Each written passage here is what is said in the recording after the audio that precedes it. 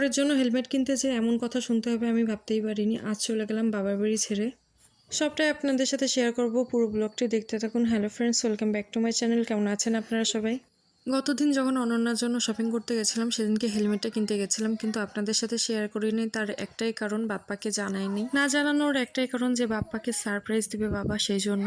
এই জন্য ওর কাছে ফোন দিয়ে জিজ্ঞেসও করতে পারছিলাম না যে কোনটা তোমার পছন্দ হয় বা কোন জিনিসটা নিব।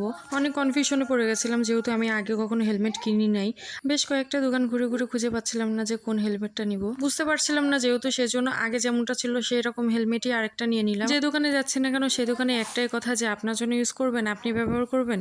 এমনিতেই সারাদিন শপিং করে ঠরে অনেক ক্লান্ত হয়ে গেছিলাম। তারপরে সবার কাছে এই একটা প্রশ্নের উত্তর দিতে দিতে আমার সময় চলে গেছে। আর আমি বুঝতেই পারছিলাম না যে কেন আমাকে এই কথাটাই জিজ্ঞেস করতেছে। মেয়েরা কি শুধু নিজের জন্য হেলমেট কিনতে যাইতে পারে, বড়ের জন্য যেতে পারে না? হেলমেট তো কেনা হয়ে গেছে, সেই আগের হেলমেটের মতনই আরেকটা হেলমেট কিনেছি। আর পরের দিন সকালবেলা, মানে আজকে আমার বাড়ি যাওয়ার পালা।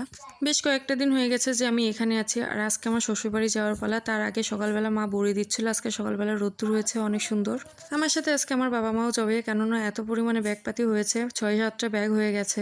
সেগুলো আমার একার পক্ষে নিয়ে যাওয়া সম্ভব হবে না। তারপরেও আরও একটা কারণ আছে বাবা মা যাওয়ার। আমার শ্বশুরবাড়ির ওইদিকেই হচ্ছে আমার মাসি বাড়ি। মাসির শরীর অনেকটা খারাপ হয়, সেজন্য মাসিকে দেখতে যাবে আর আমাকেও রেখে আসতে পারবে।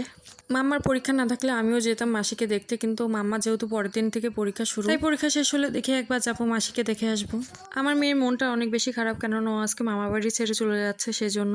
আর দেখেন কতগুলো ব্যাগ হয়েছে, এতগুলো নিয়ে আমার একার পক্ষে যাওয়া সম্ভব হচ্ছে। বাবা মা আমার সাথে গেছিল, এই জন্য মনটা একটু কম খারাপ হয়েছিল। না হলে অন্যবার বাবা বাড়ি থেকে আসার সময় অনেক মন খারাপ হয়।